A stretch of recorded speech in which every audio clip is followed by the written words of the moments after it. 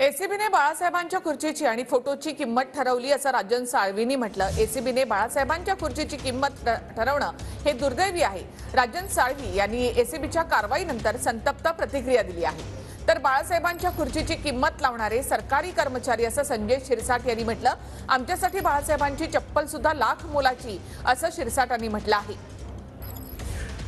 ज्यावेळेला anti corruption ब्युरोचे अधिकारी माझ्या घरावरती चौकशी करता आले त्यावेळेला त्यांनी सर्व असलेल्या मालमत्तेची मोजमाप केलं।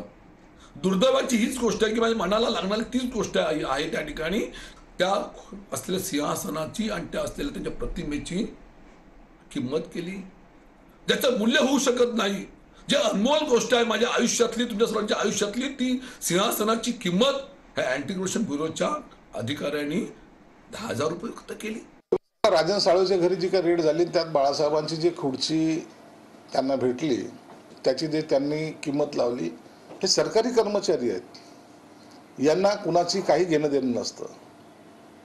आज आपल्यासाठी बाळासाहेबाची असलेली चप्पल जरी असली तर ती लाख मोलाची आहे।